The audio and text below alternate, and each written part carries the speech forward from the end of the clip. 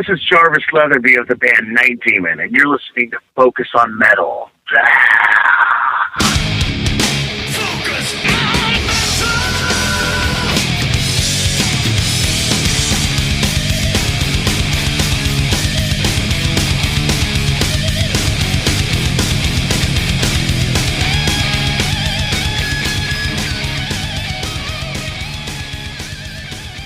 Hey, Metalheads, Scott here. And Richie. Welcoming you to another episode of that, which we like to call Focus on Metal. I don't know, what is this? Is this the summer 2025 I don't know. edition? I think the last time I was down here, the snowplows were out. I have no idea. Yeah. Oh, good to see you, man. Yeah, it's good to be here. We're not going away, even though people think we are. Nah. It's We'll weird. do what we want. There's at least one listing online where they do the top 100 metal podcasts, and even with our very infrequent shows, we're still at number 50. Really? Yeah. So Okay. It's like, okay, well, that's good. We'll try and do more. Granted, we got a shitload of back catalog too, so I mean that all plays into it. So it's funny too that some of the other newer shows that are kind of coming along and seeing some of the guests that they're having on, it was like, oh yeah, we had that guy, we had it was like almost. For I would say probably 80% of them, it was like, oh yeah, we already talked to that guy. Well, I'm not doing interviews anymore, so that cuts down a lot of the shows. Yeah. But it's just kind of interesting that, they generate a lot of buzz with those, and it's like, oh yeah, we talked to that guy. But no, not going away. It just, I don't know, we got shit going on and whatever. Don't have to do a show every week. Well, I will say that I have asked to talk to Glenn Hughes again. But I just don't go after the interviews in any way, shape, or form like I used to. Yeah. Just it is what it is. You have me and him talking, and that's it, and that's all you're getting. Woohoo! Lucky. So I think probably one of the things off the bat is, and we talked a couple weeks ago or a couple shows ago about box sets, and obviously Metallica put out their latest one for Load, which is. I think they did a fantastic job. They've done a fantastic job on every one of the ones they've put out so far. And I think, too, I kind of reviewed all of them and, looking at content and all that. And it seems kind of like they've settled into a little bit of a groove now with what they're including and stuff. And, how many they're going to release and that type of stuff. But, I think overall, a fantastic set. And the other difference, I think, on this one is kind of the attention paid on, doing a remaster along with the box set too. So, I don't know what you think about it. Well, I don't have all of them, but the two I'm actually missing are probably the two I should have got. I don't have Master and I don't have Injustice for All. So I have Kill 'Em All, Ride the Lightning. Yeah. Right. Yep. And then the first one I got was the self-titled, the Black Album, yep. Right? And we've spoken about this before. I hold the content of the Black Album as, the one to strive for if you're any other band. Yeah. As regards packaging, content, quality. I think a lot of that comes from the fact that the band own all of it. Mm-hmm. They have their own record pressing plant. So everything is all kept in-house. There's no real label involvement and issues about we couldn't get this and we tried to get this. And so everything is, is controlled by the band and management. So they're all heavily involved in what's in the box. The one thing you will notice, I think, especially from the Black Album to the newer ones, there's more content available for those than there was with the earlier stuff. That there wasn't as many live shows recorded, there wasn't as many videos, there was no videos for the first three albums. The only stuff you had was on Cliff 'Em All, the visual stuff. And now as you're getting up to the Black Album, and especially you'll see it especially with Load, there's a shit ton of live stuff. There's a shit ton of live concerts recorded. There's TV appearances. Yeah. So when you open up that box and it says the kitchen sink, it is the fucking kitchen sink. Yeah, I mean, there's a lot in there, but I think still when you look at it and you compare, like for the most part, the volume of content remains like roughly the same. I think there might be a few more DVD things in load than there were the prior ones. It's interesting too. I kind of did a quick, go back and look. So Kill 'Em All, they made 30,000 copies of the Kill 'Em All one. So right now, on average, that one would cost you $329. You went out and tried to get that used.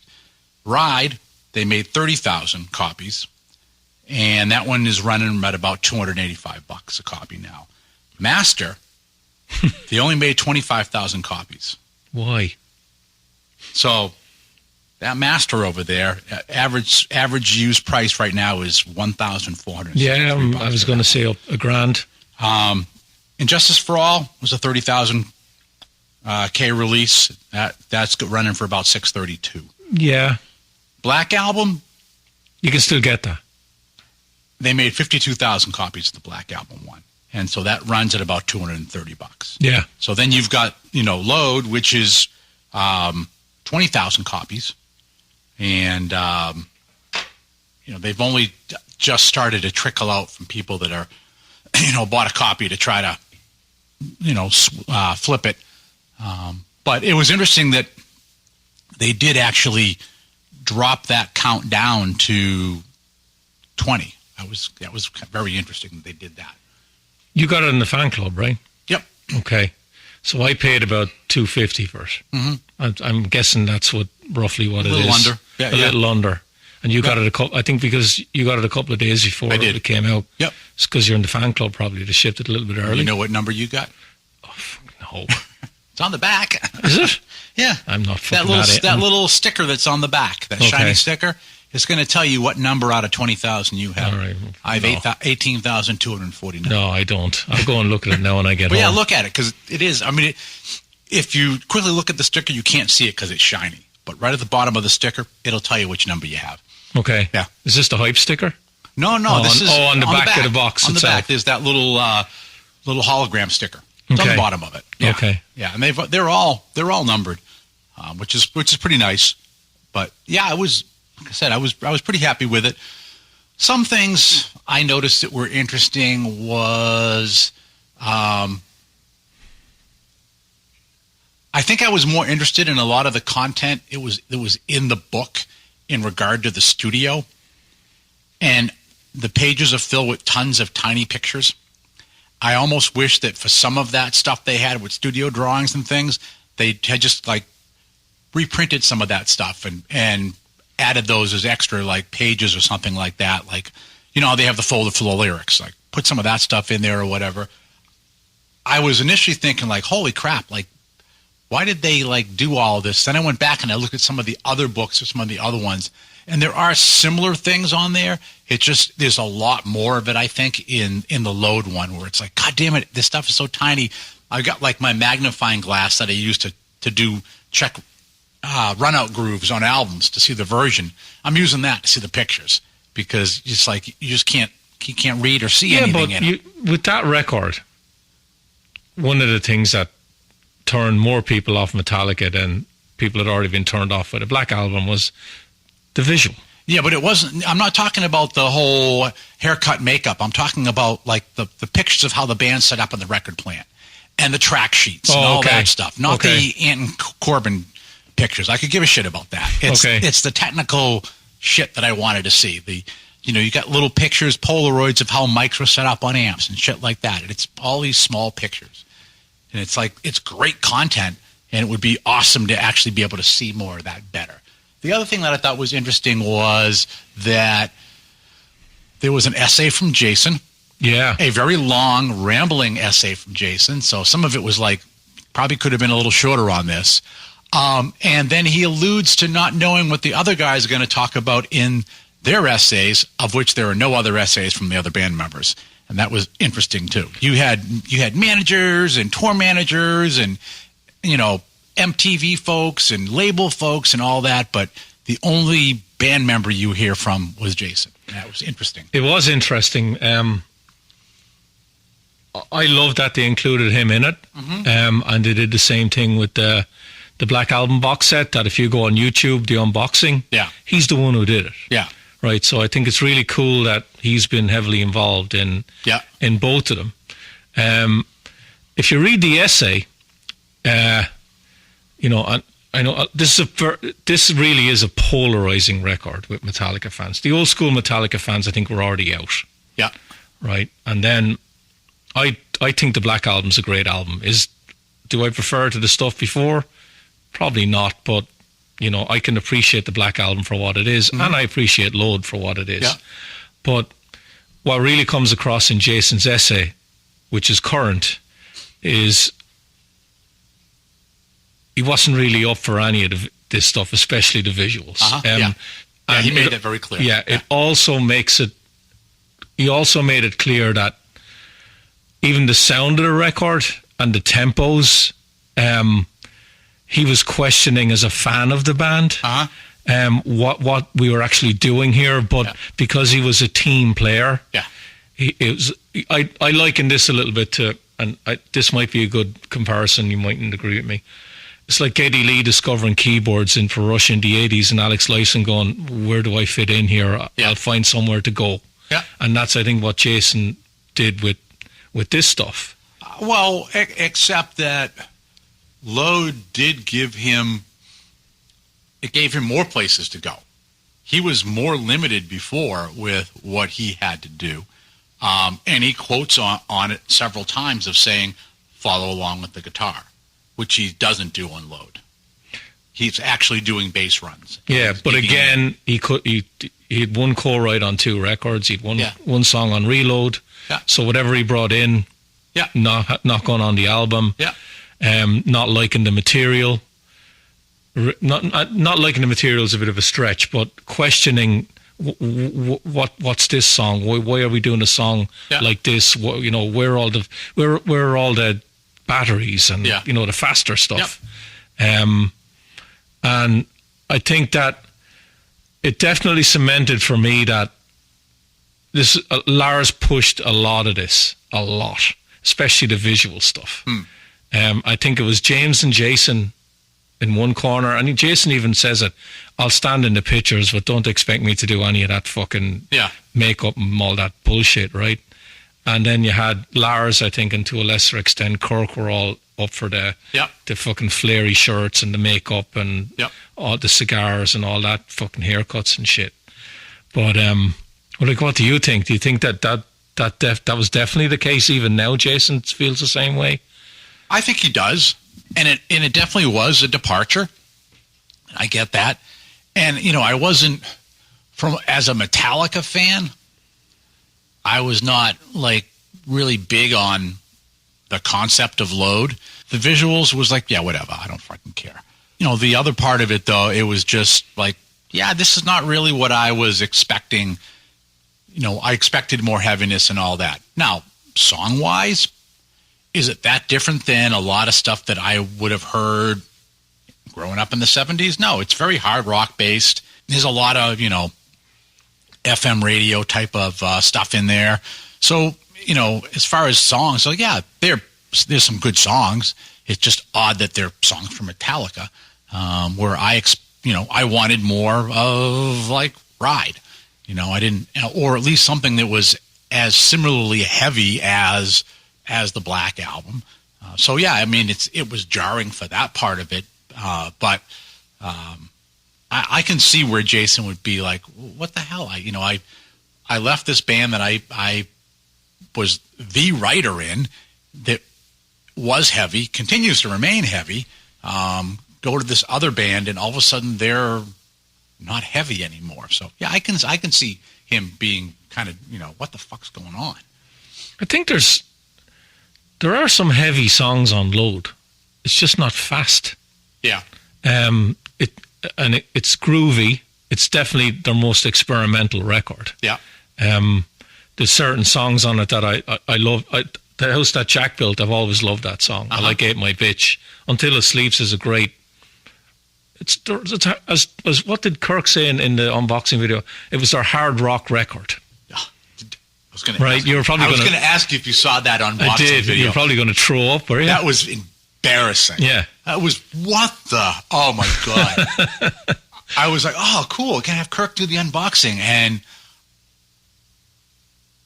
what the, like, fucking horrible. Okay, I know you've been detached from reality for a little bit, but what the fuck? Like, yeah, that was embarrassing to watch. Yeah. It really was. It was kind of like, is he doing an unboxing as a special feature of Barney? I was embarrassed. Yeah, it was pretty bad. Yeah, but that song, Ronnie, never liked it. I think Mama Said is a great ballad. I know it's got that country tinge on it. Yeah. But again, if the old school Metallica fans, it didn't matter what they put out. They were already out anyway after the Black Album. Or, you know, the other people like, oh, no Cliff, no Metallica. So it didn't matter what came out. I think a lot of people probably feel their favourite song on the record is The Outlaw Torn or Bleeding Me. Uh-huh. The big, long, but they're slowish kind of songs. Mm-hmm. Yeah. There's a plot to them. You know, I like Cure. I think King Nothing is a great song. Yeah. But some of it is, and again, you're getting into the CD age. It's like we have to fill the whole thing. Uh-huh. And that's why they even couldn't put the whole of The Outlaw Torn on it, because they didn't have the room. Right. Was it 14 songs? It's like, you know, it's a lot. Yeah, it's a lot of material. Yeah. It's varied. It doesn't all hit the mark for me. There's a couple of chances on it. I probably feel the same way about it now that I did at the time. At the time, I really liked a lot of it, mm-hmm. and now I still really like a lot of it. But my mind hasn't really changed on some of the songs that I didn't like back then. Yeah. Is it a Metallica album that I put on a lot? No. I actually prefer Reload. Uh-huh. I do anyway, but you know, a lot of people, and then the other, which is interesting because it's basically the same sessions. Yeah, but the other, I just prefer the songs on Reload. Uh-huh. Okay. Except for that fucking hurdy-gurdy one towards the end. But the one thing you always hear about Load is when they talk about Reload, you know, it would have been a much better album if someone had have cut it down to one. Yeah. And just put all the best songs on it, and you would have had a great album. And I can see that. You know, Jason talks about the sessions, how long they were recording the record. Mm-hmm. And they were recording that record for a fucking long time. Yeah, yeah. And also just add in all the pre-production, all the writing. Yeah, that was long. Yeah. So what I think he said in the essay that they recorded songs and then they went on the road and then they came back in and they finished all the other songs that weren't even done. I think one thing Metallica has always said is that there's no leftover tracks. Yeah. That everything that we write, you get to hear it all. Yeah. That there's none of these B-sides or you know, studio tracks or anything like that. So they gave us everything, mm-hmm. Whether we wanted it or not. What are your thoughts on that album at the time and now, though? I'm curious to hear. It was, you know, to me, it wasn't like I hated it. It was just like, there's a lot of mid-tempo stuff. Okay, there's a little more like of a groove when I was used to more of the chug. Granted, you've got, you know, the guitar division kind of changes and stuff, so you get a lot of that kind of, you get more interplay as opposed to like the split players and stuff, so it will sound different. But was I thrilled with it? No. Did I hate it? No, I didn't hate it either. And it's interesting that I've got somebody at work, and that's like, Load is her favorite Metallica album. Like, absolute favorite. How old is she? Which is really interesting. So she's, I think she might be in her, like, 30s.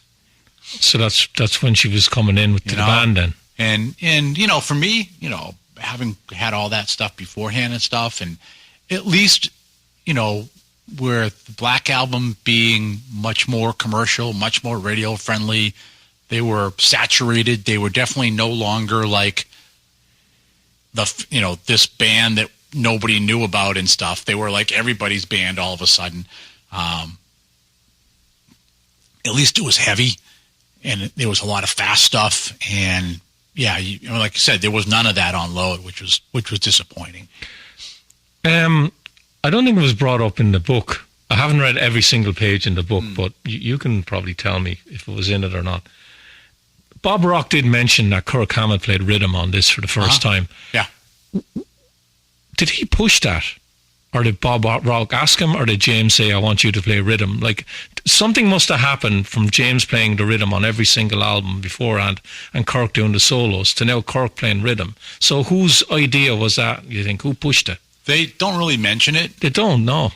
But if anything, it was probably Bob Rock who was like, hey, why don't we try doing this, or why don't we try doing that? Or it could have even been that, you know, you write a song and you realize, oh, wait a minute, you need to, for this kind of music, you know, for like a Rolling Stones song, you can't have like that split. You got to have the thing where you got, you know, Keith and whoever the other guitar player is on that album, they've got to be able to weave in and out and stuff. Otherwise, it doesn't sound like a Stone song. And so it could be that a lot of that came out of the writing of the way this song has to run. It can't be this one singular rhythm. You need to have two of them. So where were you in 96 musically? What were you listening to? Had you kind of dipped into all the genres that had come since the Black Album? I'm talking more about the grunge stuff, the Britpop, you got Oasis, Blur, that kind of stuff. Now you're getting into Korn, and you're getting into the new metal stuff, and then Fear Factory. Had you dipped into all of that, or were you still, I just don't like any of that, I just like the 80s stuff? No, I would still listen to whatever was coming out. Okay. Yeah, absolutely. Because I think if you did, I think that would definitely influence how you felt about Load. Because if you were, I just like the 80s stuff, you would have gone, load of shit. Yeah. Right. I kind of dipped into the grunge stuff. I didn't like all of it. Never liked Nirvana. Love Alice in Chains, Soundgarden. I used to really like Pearl Jam. Hardly ever listened to them. I haven't listened to them in years, right? Now. I haven't listened to them in years, right? One of my girlfriend's favorite bands. Never got Korn, never got the new metal, never got the rap metal or anything like that. But yes, in a lot of ways, Load is like a 70s sounding record. Yeah. You know, Lars doing his Phil Rudd impression. I think he called the album, remember reading in an interview, he said it's greasy. Yeah. Like a rock, greasy rock. Yeah. But as Bob Rock said himself, they couldn't do the Black Album again. Where are they going to go? Nah, they could have. They definitely could have. It's if you have the headspace, right? And that's the other part of it. Like there's no way that they would be doing Kill 'Em All again, right? I mean, even with that last album when they were talking about, and they pretty much say this over the last 3 albums, you know, we're going back to basics, back to our roots, like, and you see that you get something where you have there's a twinkle of it in there, but it's like, no, it's not really. You're not writing a Kill 'Em All song again. You might have something that was like a brief moment where you're like, oh, there's that little riff there, but that's about it. Like they can't go back to that, and yeah, they probably couldn't go back to the Black Album, but I don't think at that point your headspace completely changes. They could have done something similar. I think they purposely were like, no, we're gonna really just change it all up. Well, I think at that stage, 96, you know, I don't think Metallica, they weren't just the biggest, you know, you might say Maiden or someone like that. Maiden in 96 were definitely not the biggest. No, they were not. Right. But I think Metallica, they weren't only just the biggest metal band, but you were putting Metallica at the same level as a U2 or as they were a stadium. Sure. Act. I mean, look at it this way. So they're in those waters. You get an interesting snapshot, I think, with the poster that's included with the box set for the Lollapalooza show. Mm-hmm. They are the only band of their kind on that bill at all. The closest, and it's closest by a huge frickin' stretch, is the Ramones. I mean, other than you look at the bill and it's kind of like, and granted, I know that they had to do that one because they didn't have all their shit together for going out on tour yet, so they decided, oh, that's a good way to go out and do stuff. But it's like, it just looks so bizarre to, at least on something like a Donington or something, you would have a more even mix of stuff, but it wasn't. It was almost like you had like this pure like 1997 core of like new bands and Metallica. It's bizarre. I'll tell you how big Metallica were in the 90s, in the mid 90s. That you had a Monsters of Rock festival in Donington. Iconic name, Monsters of Rock. Yeah. Donington. Yeah. And they were able to rename that to Escape from the Studio. Yeah. And they were headlining with all these other bands. So the promoter went along with them and said, right, you can call it whatever you want as long as you're on the bill. Yeah. That'll tell you how powerful Metallica were. Yeah. You know. Yeah. But I like I said, great box set, a lot of good stuff in there. How much of it have you listened to? Not a ton of it yet. I listened to the live album. Yeah. It's. I know that box sets are a time capsule, but you just listen to the live album and you think. You look at the songs that are on it. Yeah. Right. And in some ways, it's just like a completely different band to what it is now. Where what I find with Metallica as the years go by is they embrace their 80s material a lot more. They play a lot more of it in the set. Where you look at this, you got Master, and I think you might have one song from Ride the Lightning, maybe two, and then one from Kill 'Em All. Yeah. Whereas now they'll play a lot more of that stuff. Yeah. But on the 30th album thing, they do So What, and they do, they do stuff off Load. They do a lot off the Black Album. It's, for want of a better word, they're placating to the audience a bit more that are. I would agree with that. They're the Black Album crowd. Yep. Maybe it's because they were doing Lollapalooza and it's a festival. I don't know, but because it seems to me that. The Black Album was still massive at the time, and it's like, okay, we're not promoting that record, but we're still playing a shit ton of that, and we're not playing as much of the 80s stuff. Whereas now I think they play a lot more 80s stuff. I think part of that, too, is that you've got this big catalog, right? And they're playing two nights. You get comfortable with being able to very,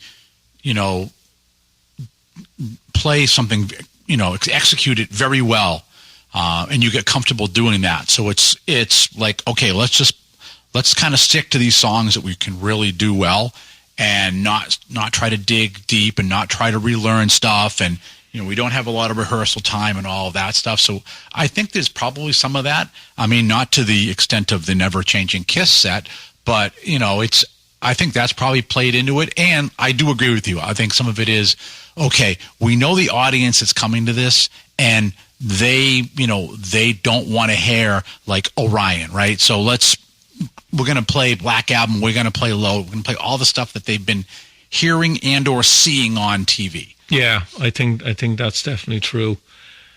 The other thing, and you're a bigger Metallica guy than me when it comes to set lists, the tour they're doing now where they're playing two nights, I don't see a lot of Load songs in it.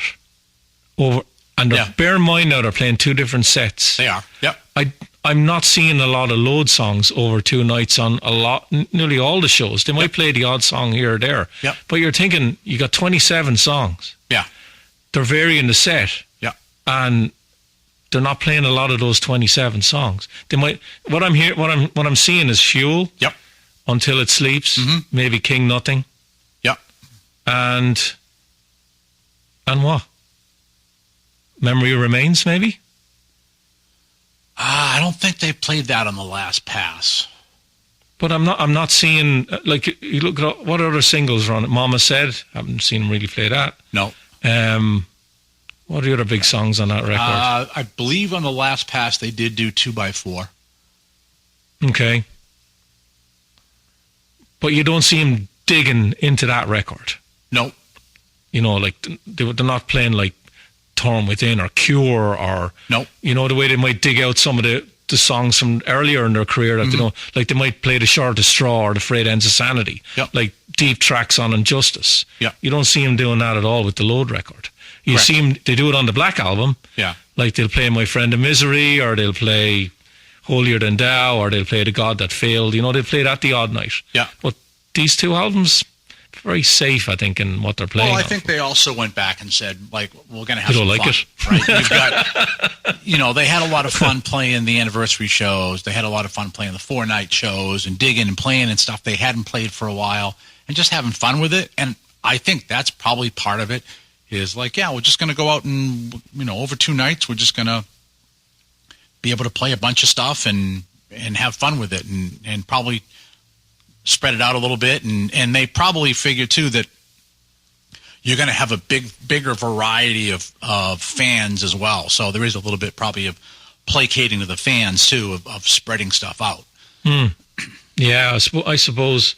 I think it's an album that I think deserves more in the set, especially when you're playing over 2 nights. We've already brought up Bleeding Me and The Outlaw Torn. Mm-hmm.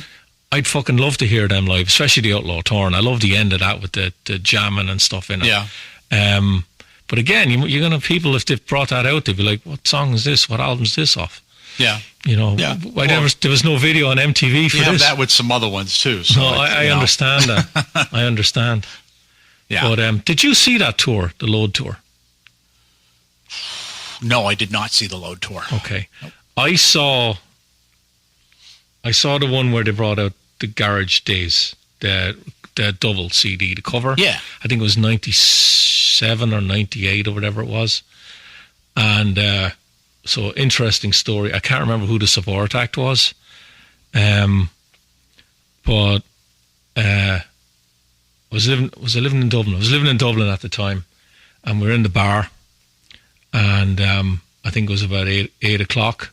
And I said, right, we got to go.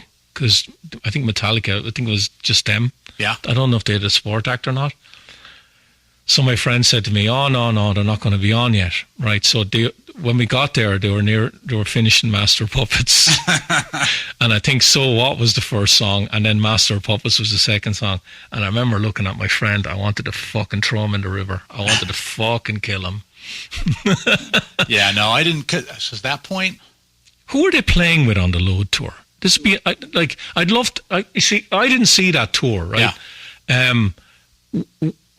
Were they bringing out all these alternative acts with them? Was it like, or was it the likes of Corrosion of Conformity or Fear Factory, or was it an all? Was it they had Clutch with them? Clutch. Okay. But I don't remember. Like I said, I didn't see that tour. At that point I had 3 little ones at home. Yeah. No, I'm just curious. I wasn't going. I think unless I was playing out, I wasn't doing a lot of live. I should have probably looked that up before I came down. But I'm curious to know what sort of bands they went out with. Yeah. On the not festivals now. I'm talking about on their headline tour. Yeah. Was it an alternative, newish kind of young act, or was it Saxon? That sort of deal. Oh, yeah. I know it wasn't. Saxon. I know it wasn't Saxon, but you know what I'm getting at. Yeah. Even if they brought Lemmy out as a guest, they still weren't doing any of those. Yeah. Well, they did bring Lemmy out. He's on the live album that came with it. Oh, hang on. We can just do this. Yeah. Just fucking Google it. Yeah, just fucking Google it. All right. So with the magic of recording and Google, we have our answer. Okay. Read them out then. So, COC, Soundgarden, Korn, supposed to be Alice in Chains, and Candlebox, so that hits your kind of a new band. Well, they're all new. Let's talk about that. So, Korn are new, Soundgarden, late 80s. Yeah. Who else did you name there? Corrosion Conformity, mid 80s. Yeah, and there's veterans in there. Yeah. Even Soundgarden had been playing for a while. Yeah. To me, I don't know, for whatever reason, the baby band that sticks out to me is Candlebox. Yeah. Like, huh? What? Lara's pick. Maybe. Maybe. You think it's James? But yeah. So interesting tour support. So every band that supported Metallica, you can tell me now I'm wrong, but I know COC weren't a platinum selling album act. No. But Candlebox would have been. Soundgarden definitely were. That Super Unknown was massive. Yeah. Who else did you name there? Korn. There would have been gold, maybe platinum. Were they on? What was the second record? Was it the first record or the second album? I don't think they would have been Follow the Leader, wasn't it? Was that out in '96? Oh, I don't know. I think it was. Korn didn't really hit their stride though until Freak on a Leash. When they were on the Summer Sanitarium tour. Okay. That's when they were really big. Okay.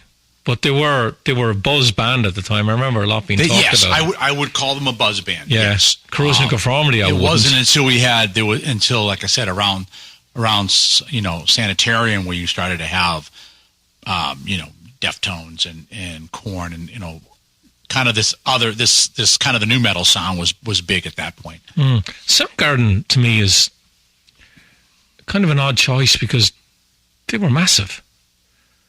And they were opening. Yeah. I know Metallica were, again, I already said it, they were up there at the time with the biggest bands in the world, but if you're Soundgarden, it's like, why are you opening for Metallica? When did Super Unknown come out? 94. Really? Yeah. When did Bad Motorfinger come out? 91. Fucking love that album. Yeah. So Super Unknown, you had Black Hole Sun and Spoon Man. And it was the big one, yeah. But I love Bad Motorfinger. That's a great album. Oh, it's fantastic. Yeah. That's just like riffed and just like, how the hell's Kim playing that? Yeah, that's guitar-wise, that's a fantastic album. Hang on a second. Load was 96, right? Yeah. Would Down on the Upside have been up? Would Down on the Upside have been out then? Soundgarden's last record? Oh, I don't know. I think that was 96, 97, and then they broke up. And then they broke up. Yeah. But odd choice to open. Great fucking band. Love them. Yeah. But they're a fucking big band in their own right. Yeah. I mean, and the other part you don't know is, a lot of times it's basically you're paying to get on the bill.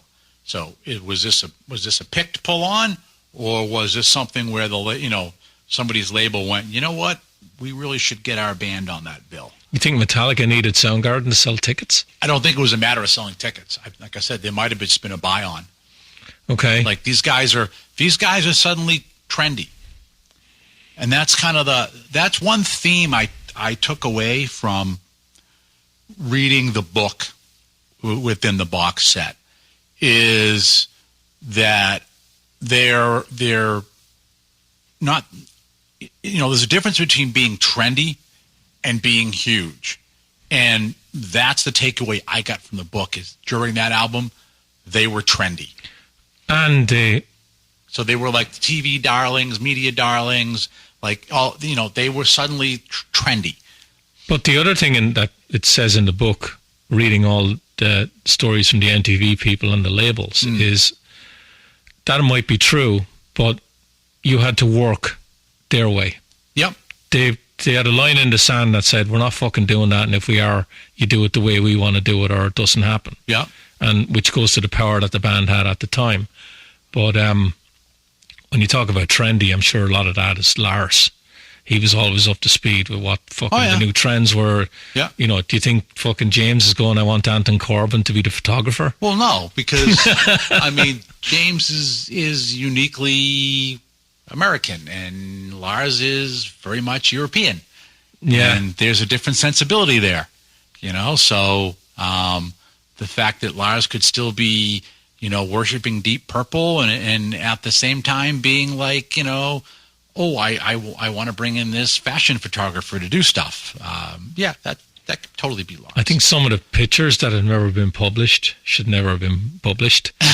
There's a couple of them with Lars's hair in it, and I'm like, what the fuck are you doing? Well, again, though, when they say the kitchen sink, they give you all of it, and people are still going to look at this and go, it's just going to cement the opinion I always had about it. Yeah. Or other people might be a bit more open-minded, saying, fuck, let's have a dig into this again, and I might revisit it. I might like some of it a bit more than before. I don't know. Yeah. Well, the other part too is now you've got the fact that Metallica remains one of the biggest bands in the world. They still are putting out albums. Yeah. Not as good as prior albums, but they're putting out albums, which is great. I think the music is far from shit. I really like 72 Seasons. But what you also have is you have a different set of listeners that I think they're one of these bands that is not just background noise. And I think that younger listeners listen to Metallica and then use the internet and they dig back through the catalog and they discover all these other, records, and they don't just go, oh, well, this one's good and this one's shit and this one's shit and this one's good. That I see a lot more of, they tend to like all of it or they tend to like none of it. So I think there's also going to be people here that buy this because this is just like, they really love the band and they need to have everything. And I think there's plenty of younger people that are going to buy this. Mm. And they didn't bring out 15 different color variations so that it'd bankrupt you. No, they only brought out one. Yes, I have it. Although I could buy the European version too. But they're both the same. Right. Do you think that next year they'll do one for Reload? I'm honestly hoping they do. I hope they do as well, because there's not a lot, there's actually nothing in this other than the text about Reload. Yep. Yeah, which, as it should be, right? You want to try to compartmentalize all of that. So yeah, I'm hoping that they do, and then of course there'll probably be a delay, and then I'll have to be thinking about whether I want to buy a Saint Anger box set or not. No, I'm not going there. But unless it's remixed. Well, I think when you talk about that one, there was the bonus stuff that was included. The DVD with the the DVD. There was a DVD. The first CD pressing. When the CD came out, there was a DVD of them playing all the songs live. And they sound way better. Well, that's because the drums sound normal. Well, yes, you're not playing a trash can, but they do sound way better. Yeah. But will I get the box set of that? I probably will. I'm not going to. Yeah, I probably will get it, but I won't listen to the album. Yeah, I haven't listened to that album in fucking 20 years. I just can't. Yeah, it's been a long time. When I got that first. Yeah, and we're going down a rabbit hole here. I like this. When I bought that record first, and you had them doing the covers album, and then you had them doing the fucking orchestral album, which was like, oh, really? And then they came out with this record, which the first thing that jumped out to me was the fucking songs were faster. Yeah. Right? And I could get over the drums for the first or the second time going through it. And then I'm like, this fucking sounds like shit. Right? Because to me, I think the Black Album is still one of the best sounding metal albums ever. Yeah. I still think it holds up. I still think that Load and Reload hold up.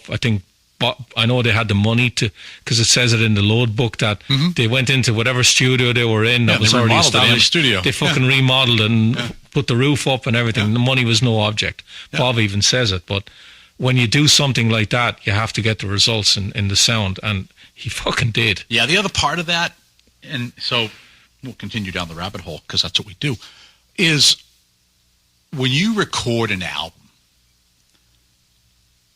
just taken from my own experience too, is you don't get as good a result if you're going to go in and you're going to do an album like a job. I'm coming in at 9 a.m. and I'm out of here at 5 at night. Like, you just don't. It's that you need to have that, like, being able to slog through that, and you have the little arguments, and you have the way you have energy, and you have stuff that comes out good when you're tired, and like all that plays into the thing you create. So that those long hours that they spent, and the amount of stuff that they put up with Bob and driving him and all of that, and you see that result with the Black Album. You see a similar result with what Fleming did with them as well. On prior albums too, right? He drove them. They work long hours. They were even like sleeping in the back of the studio for master. They were in a different country, so environment. You get this thing, and then you get Saint Anger, where you had that, whatever the guy's name was, Phil Towell. I knew his last name was Towell. I couldn't remember. Where does he get his sweaters? Yeah, I know. You can keep all of them. But, so you've got him kind of like guiding how they're going to do stuff, right? And then, James can only work from here to here. And so you start to have this flow, and suddenly it's like, sorry, I got to go home. Time's up. I got to go home. So I think some of that working environment ends up with what you get on that as well. That it's just this, it's an album that was recorded 9 to 5. And that's what you get. You know, you don't, because otherwise sometimes you get into something and you realize, we can work out this riff, we can get this groove, you know.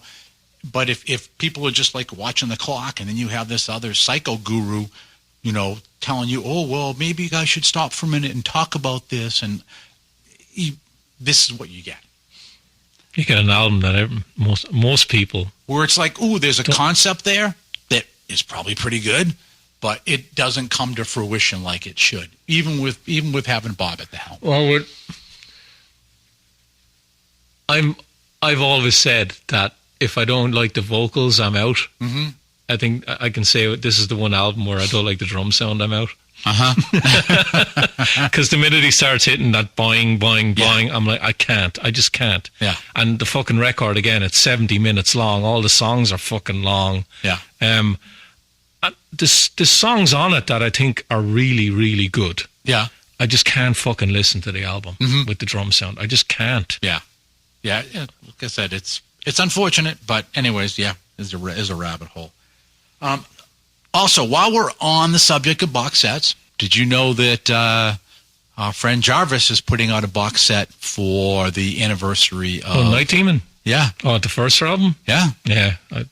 Great fucking band. They're only making 1,000 copies as of the night that we're recording this. Is it? What's that? Is it Curse of the Damned? Yes, Curse of the Damned, 20th, I think. They're only making 1,000 copies. As of when we're recording this, there's only 72 copies left. Vinyl? There's vinyl. There is 3 different vinyls in it. There is 3 different CDs in it. There's a reproduction tour book. There's a cassette of demos. There's some pictures. What's it going for? $111. That's pretty good. And it's on Bandcamp, so it can be like, you can pay $111, or because of the way the Bandcamp works, you can go, I'll actually pay more for it. Because I like the band and I want to support them. Mm-hmm. But yeah, there's check that out. Like I said, as of tonight, there's only 72 left. The bulk of them sold the first day. Good. So the day it was announced, I went in that night because obviously I got the press release, and I waited till that night to go in. There were 84 left. Do you have it? Went in. No, it doesn't come out for a few months. Oh, pre-order. It's a pre-order. Okay. Yeah.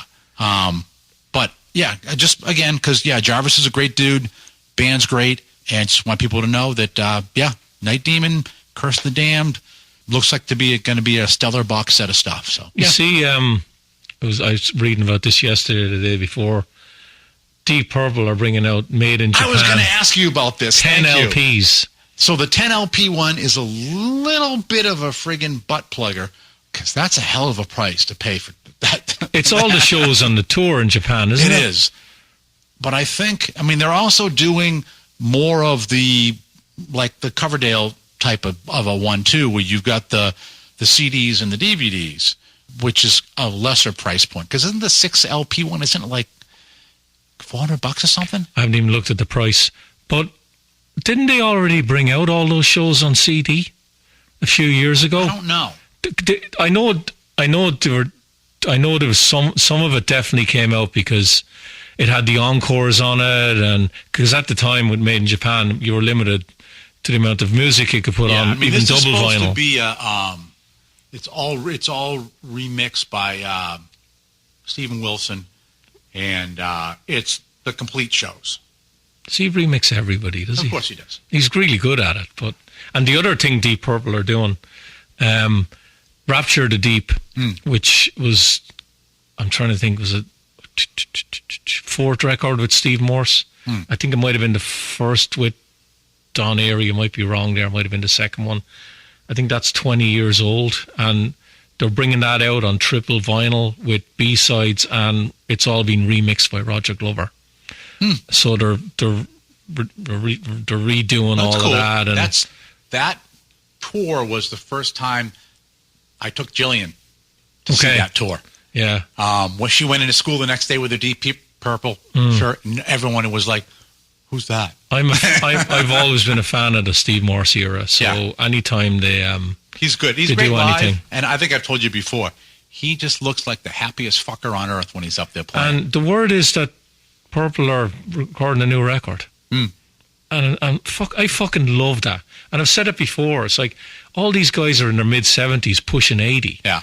And they have a finite amount of time left, and it's like, let's just fucking make music and get out as much as we can. Yeah. And great. Great. And what I love is, I love they're doing it. Yeah. I have the option of buying it or not, but I have an option. Yeah. Which is what they're giving me. Yeah. And with Deep Purple, I'll fucking definitely buy it. So yeah, I looked at that.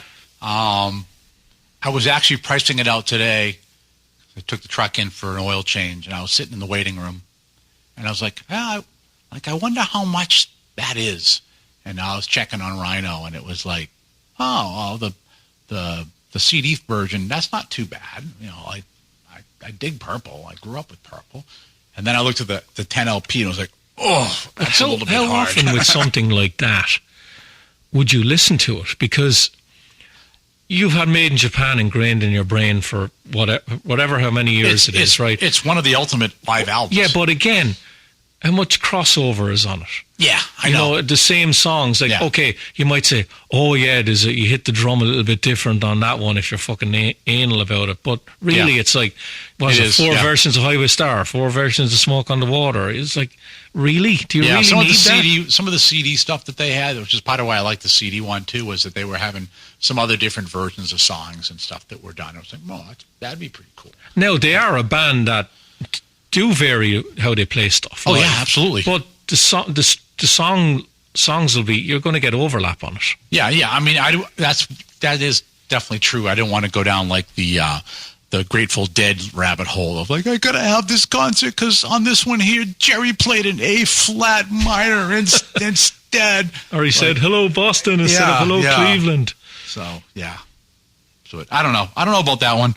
I'm not getting that album, one. though. I'm not getting that one. Oh, come on. Made Japan? Fantastic. But all right. We'll end on a high note with that then. But yeah, definitely, like I said, check it out. Night Demon, Jarvis, great band.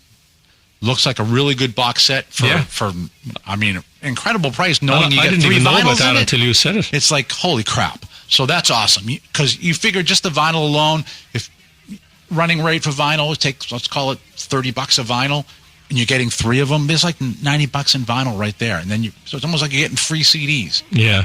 Right? Tour book, comic book, all this stuff. So anyways, do that. Go check out the Deep Purple thing. See if the price is right for you or not. And I'm pretty sure, I think the box set for Load, I think it's sold out. I'm not sure. Yeah. Okay, I don't think so. But, all right. Anyways, that's it for this one. Stick a fork in it. This puppy is done. So for myself and Richie, I'll see you next year. Have yourself a great metal week. And until we talk to you again, as always, remember, focus on metal. Everything else is insignificant.